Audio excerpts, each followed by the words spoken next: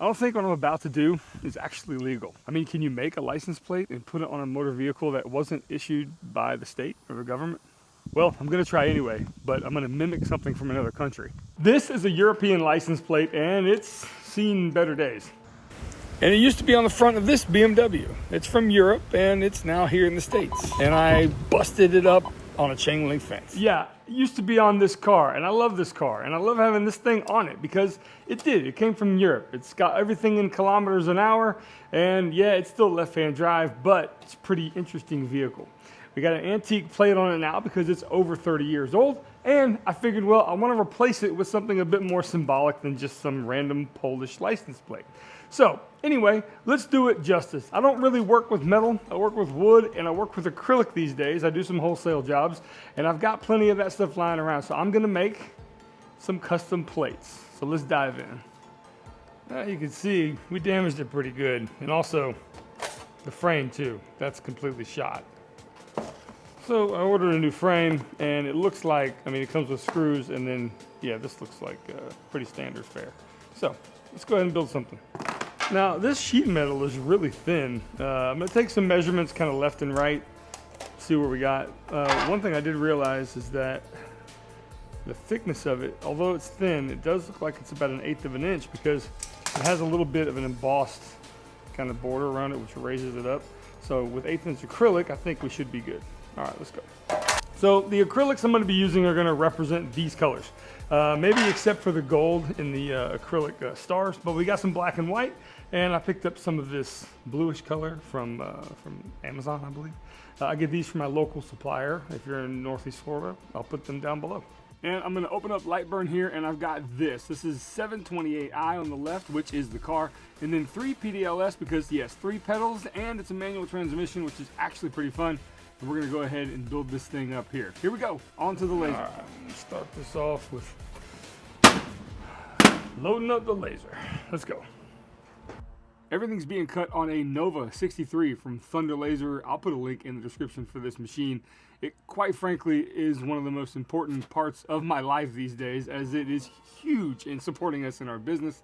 And of course, it is always fun to kind of dial in these fun projects as well. You know, every once in a while you just kind of let loose and make something for yourself, and that's exactly what this is. And speaking from experience, if you're going to start cutting acrylic on your laser cutter, please use the paper-backed stuff. Don't use the PVC or the plastic film coated stuff because, yeah, it could set your shop on fire. Trust me, I should know. So I just keep moving forward, plugging away, making shapes that I need. Some of them are actually going to be part that you're going to see, and the others are going to be actually templates that I'm going to use to basically place things in the right order. You're going to see very soon how we're going to build this up. Now, we've got everything cut out. I've got the white base, I've got the black template there, plus the black lettering and the BMW logo with all the white, blue, and black pieces I need, and I think this is going to come together pretty nicely. Oh. All right, a couple things here. An X-Acto knife and or some tweezers is perfect for taking off all of the backing. I would recommend leaving all of the paper on until you're ready to assemble. And also one little tip that I realized is don't go assembling really nice acrylic pieces in a wood shop with a bunch of dust. This stuff is prone to static electricity. It will attract dust to itself. So if you're doing a project like this and using acrylic, get your butt inside to a dust-free environment. It's definitely worth it.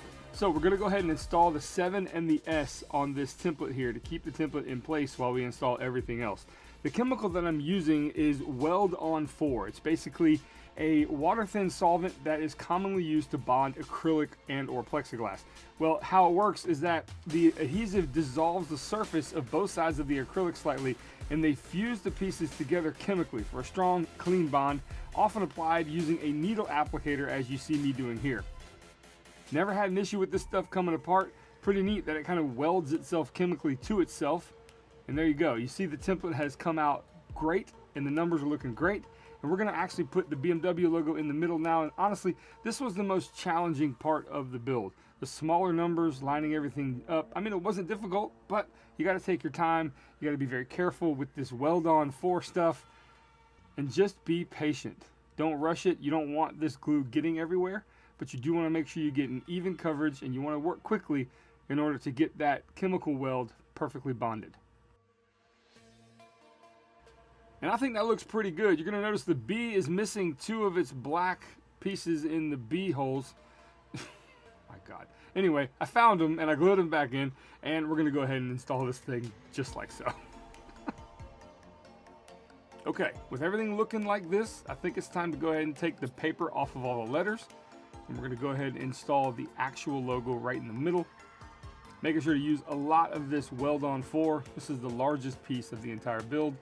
Go ahead and place it. You got a little bit of working time, a few seconds, before you got to give it the spurs and press and get that thing welded on. And I think that's looking pretty good thus far. What do you? Now for the first test of actually making sure it fits into this frame, and it looks great. But we got to take care of this little additional piece that goes on the left-hand side, typically of the 12 stars of the European Union, and then the country of origin in which it's registered. Like I said, I don't have any affiliation with any country out in Europe at all. However, I am going to use my daughter's initials in here because why not, you know? I mean, she's technically my world, and that's bigger than a country, so it fits. One of the biggest challenges with this was actually getting these pieces cut on the laser to actually stay intact. They're so small. I couldn't make each individual star. It would have been really hard to do that. So I joined the stars together with a ring, and they're all connected. You can see there. And once you lift all of this stuff off and weed it, I tell you what, man, it looks pretty darn good. This project was one of those ones I didn't think I was going to be able to pull off and have it actually work. But quite frankly, sometimes you just gotta forge through and do it no matter what. And here's the installation process, and it went pretty smoothly. So to upgrade the holder of this European license plate, I bought one of these frames that you open up. It has a hinge at the top, and everything kind of clicks in place as you see here. And quite frankly, this is cool. I think this type of thing for a car like this, if you know, you know. If you're into these types of cars and you see this and you go, what the heck is that?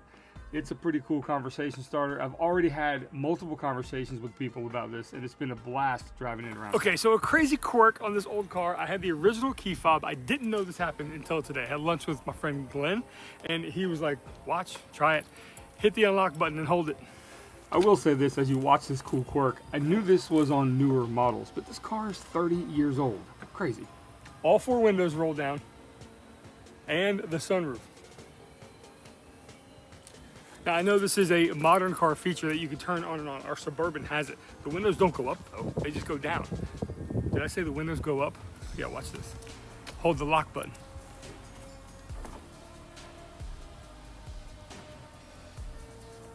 The 4 windows and the sunroof go back to their original position. Pretty awesome tech for 30 years ago. So if you're wondering what I'm using all these lasers for a living, well, I run an online business called aglimpseinside.org. We are right now offering a sale on free shipping this weekend as well. And it's honestly, well, one of those bigger sales for us because we ship heavy items. So if you want to save yourself some cash on getting some of the really coolest, I think, organizational products on the market, check them out at aglimpseinside.org. Appreciate the help, and I'll see you next time.